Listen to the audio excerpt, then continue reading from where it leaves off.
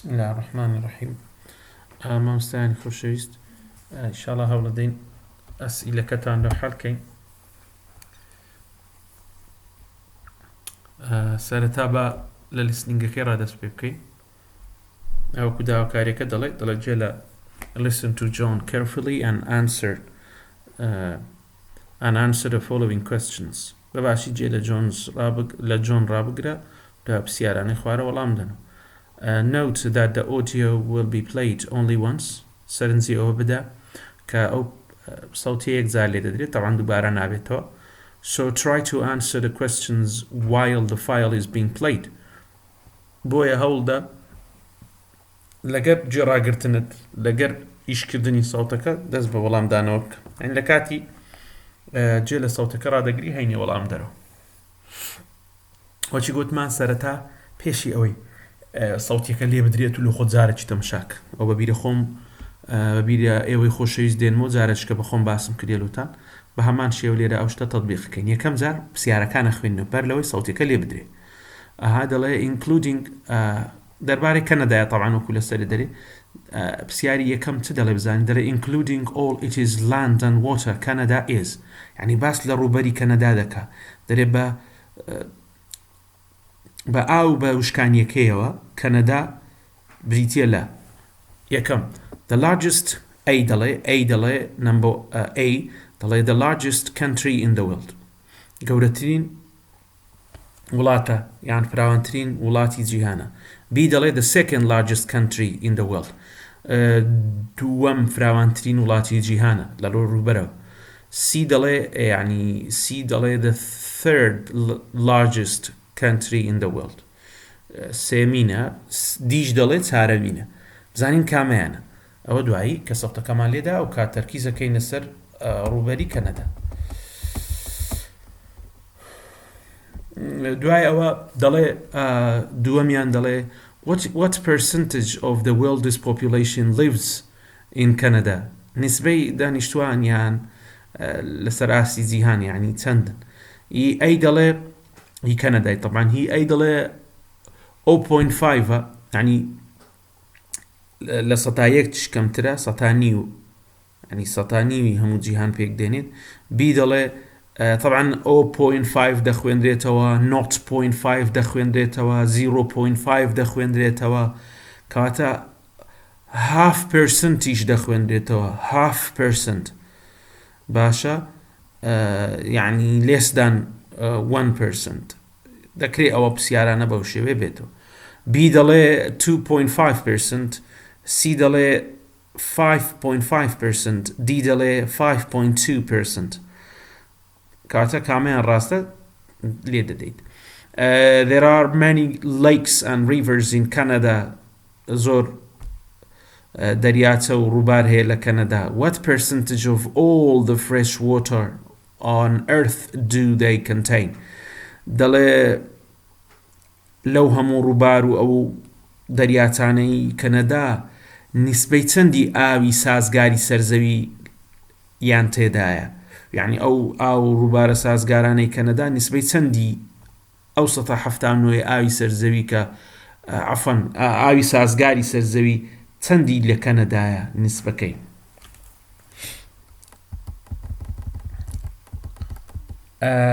سێمی شەڵێ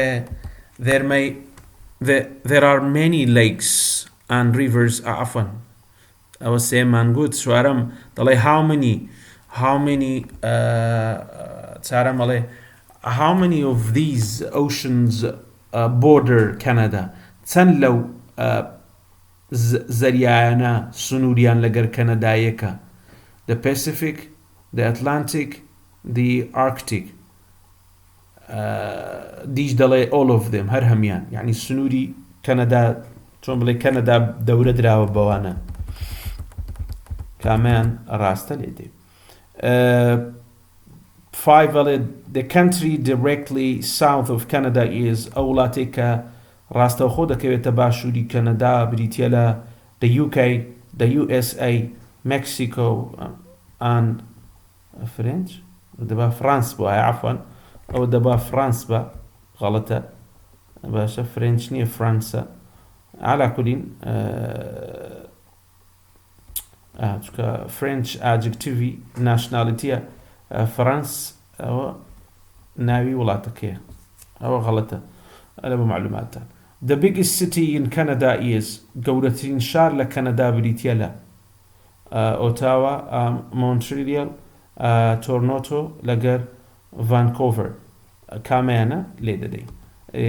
Number 7 ئەڵێ the official languages in Canada are زمانە فەرمیەکان لە کەنەدا ئەمانن. A دەڵێ English and Indian زمانی ئینگلیزی، زمانی هیندی. B دەڵێ فەڕەنسی و پۆرتوگیز زمانی فەڕەنسی و زمانی پورتوغالی.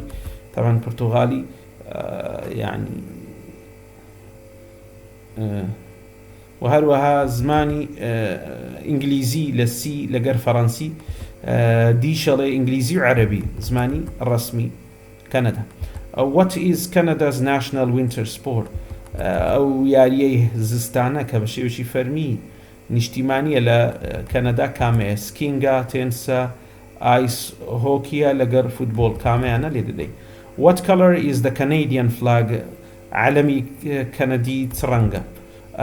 How many طبعا ئەو اختیارانەی کە دراوە دەڵێ black و white، red و blue، red and white، white and green. ئەوە اختیارەکانن کە دراون. How many of these singers are Canadian؟ کام لەو گۆرانی بێژانە یان چەندە لەو گۆرانی بێژانە کەنەدین؟ نێلی فێرتادۆ لەگەر ئاڤریل لاکۆڤین لەگەر جەستین بیبر. دیشەڵێ هەمویان.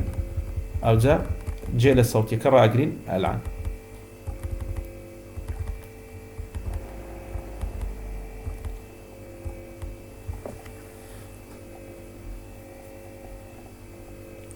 طبعا صوتيكا وتشيلو مناردن 8.4.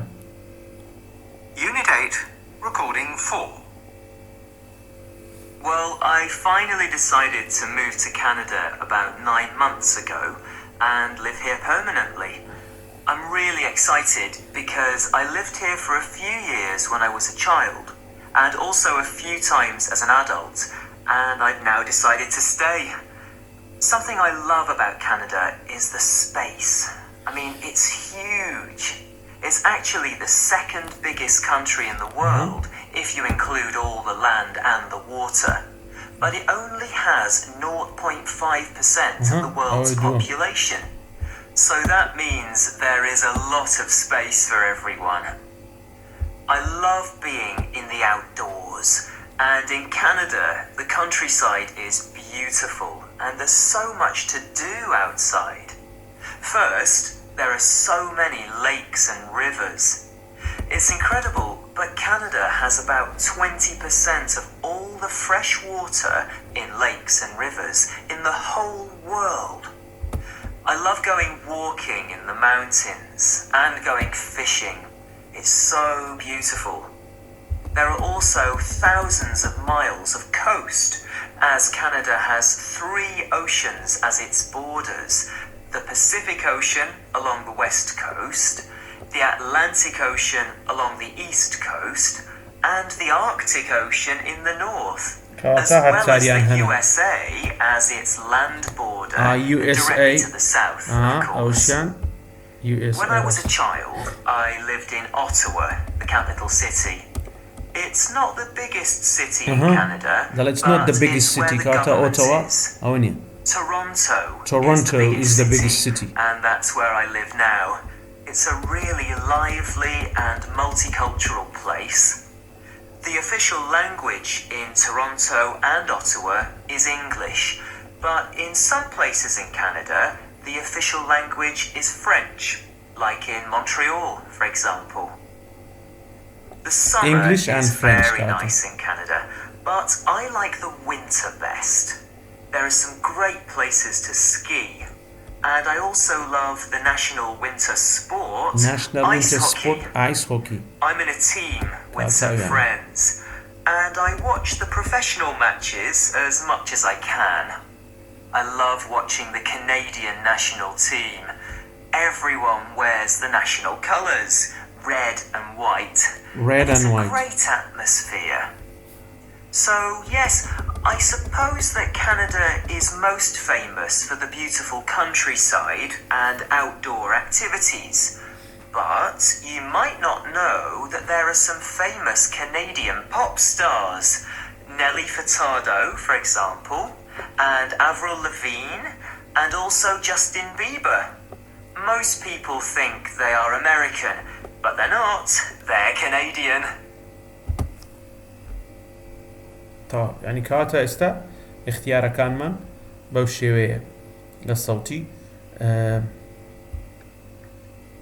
باشە لە لیسنینگەکە اختیارەکانمان بەو شێوەیە یەکەمیان بیە دووەمیان ئەیە سێیەمیان دیە چارەمیان دیە پێنجەمیان بیە شەشەمیان سیە هەفتەمیشیان هەر سیە هەشتەمیشیان هەر سیە نوێمیشیان هەر سیە دەیەمیشیان دیە باشە مامۆستا کەواتە ئەوە بەنسبەت لیسنینگەکە